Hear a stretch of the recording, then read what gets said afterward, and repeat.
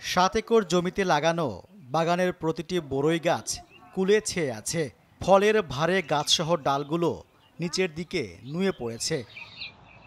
বাঁশের খুঁটি দিয়ে আগলে রাখা হয়েছে প্রতিটি গাছ।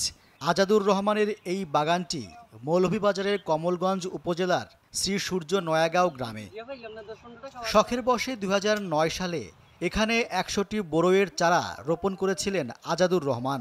2025 সালে এসে তার বাগানে আছে প্রায় 1,500 বড়ই গাছ।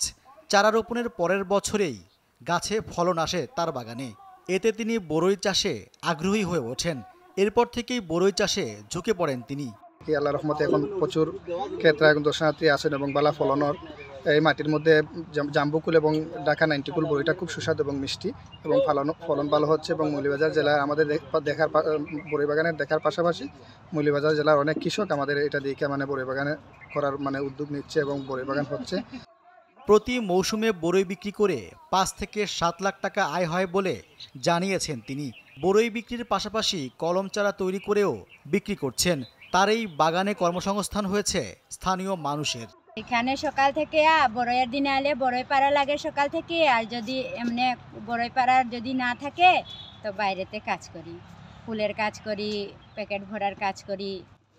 আজাদুরের বাগানে কাশ্মীরি আপেল কুল, বাউকুল, জাম্বুকুল ও ঢাকা 90 কুল জাতের বড়ইয়ের চাষ করা হয়। এই বাগানে অনেকে ঘুরতে আসছেন, কিনেও নিয়ে যাচ্ছেন। 7টা বড়ই খাইছি, খুবই ভালো। এরকম বড়ই আর কোনো দেখছি না রে বা, আমরা ইয়া খাইরাম। আর কিনতে গেলে ওরকম বড়ই পাই না রে বা, খুব মজার একটা বড়ই। আপনার ওই দেখো রে বা, বড়ির সাইজটা দেখো। একটা বড়ই মনে করো 150 গ্রাম 200 গ্রাম।